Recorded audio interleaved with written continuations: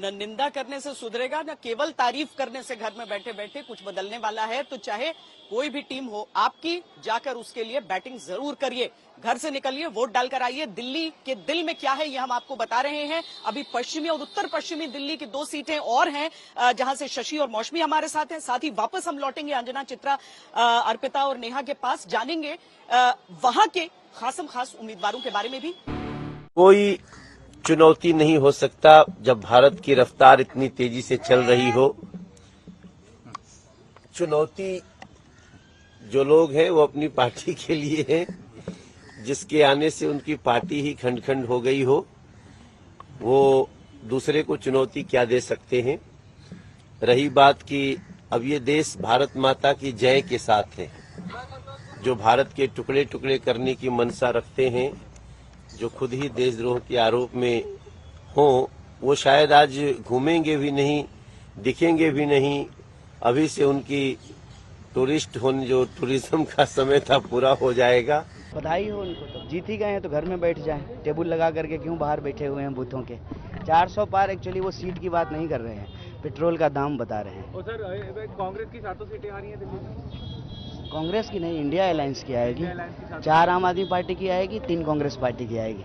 आज बहुत ऐतिहासिक दिन है और मुझे लगता है कि एक ऐसी तानाशाह सरकार इस देश से जाने वाली है जिसने इस देश के संविधान को कुचलने की कोशिश करी, संविधान को बदलने की बात करी, जिसने ईडी और सीबीआई जैसी संस्थाओं का दुरुपयोग करने का काम किया, जिसने इस देश के सबसे लोकप्रिय मुख्यमंत्री को जेल में डालने का काम किया। अब दिल्ली के लोग आज निकल रहे हैं अपना वोट डालने के लिए, जेल का जवाब वोट से देने के लिए। और पूर्वी दिल्ली में विशेष रूप से पूर्वी दिल्ली के लोगों ने 10 साल तक धोखा सहा है। अब की बार उन्हें मौका मिला है कि उनके बीच का कोई बेटा, उनके बीच का कोई भाई अब की बार उम्मीदवार है, तो वो एक उत्साह उनके अंदर है और वो निश्चित रूप से घरों से बाहर निकल रहे हैं। और मैं अपील भी करता हूं उन लोगों से कि आप ज्यादा संख्या में घर से बाहर निकलिए और अब की बार मतदान कीजिए, इस देश के संविधान को बचाने के लिए, लोकतंत्र को बचाने के लिए। अभी तक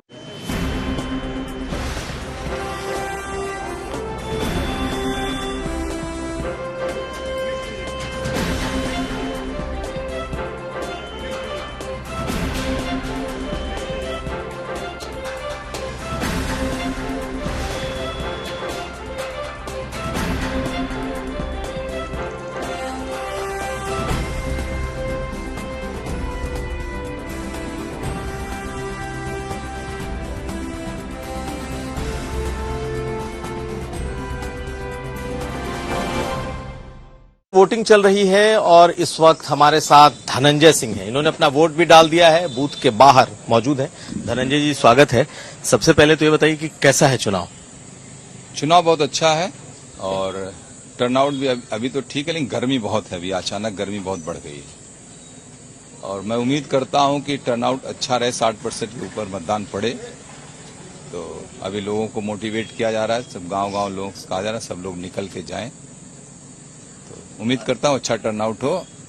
भाजपा को वोट किया होगा आपने और क्या देख रहे हैं इस वक्त? एकदम भारतीय जनता पार्टी को वोट किया है और मैं देख रहा हूं भारतीय जनता पार्टी, हमें लगता है कंफर्टेबल मार्जिन से चुनाव जौनपुर संसदीय सीट जीतेगी। लेकिन क्या समीकरण है? कहा जा रहा था जब आप थे चुनाव मैदान में, आपकी पत्नी थी चुनाव मैदान में, तो पूरा समीकरण गड़बड़ाया हुआ था। अभी ऐसा क्या हुआ कि समीकरण बदल रहा है आपकी नजरों में? समीकरण नहीं गड़बड़ाया, उसकी बात नहीं थी। हम चुनाव लड़ रहे थे, हम चुनाव जीतने की स्थिति में थे यहाँ पर, और मेरी पत्नी चुनाव टिकट उनका कट गया, तो लास्ट डे कटा तो हम लोग चुनाव में नहीं जा सके और ऐसी स्थिति में हम लोगों ने चुना कि भारतीय जनता पार्टी की मदद किया। जब भी हम चुनाव नहीं लड़े हैं तो हमने भाजपा की मदद की है, ये सामान्य है जौनपुर में हमने हमेशा। सबसे पहले जो 90 की 90 विधानसभाएं की हैं और उसके अंदर जो लोगों का उत्साह, जो रुझान आया है, और उसके बाद फिर केंद्रीय लीडरशिप, आदरणीय प्रधानमंत्री जी की रैलियां रही हैं। प्रधानमंत्री जी के साथ साथ अमित शाह जी की, आदरणीय जगत प्रकाश नड्डा जी की, ठाकुर राजनाथ सिंह जी की, तमाम हमारा जो केंद्रीय लीडरशिप है वो आज इस हरियाणा के अंदर लगातार रैलियों का दौर रहा है। और जो काम आदरणीय नरेंद्र मोदी जी ने किए हैं, जबरदस्त काम किए हैं पिछले 10 वर्षों में, जो देश बदला है, हरियाणा बदला है, उसकी चर्चा आज हर व्यक्ति कर रहा है। मैं पूरे प्रदेशवासियों को, आज लोकतंत्र का महापर्व है, सभी से निवेदन करूंगा कि घर से निकल करके भारी संख्या के अंदर इस लोकतंत्र की मजबूती के लिए, राष्ट्र की मजबूती के लिए आप मतदान करें।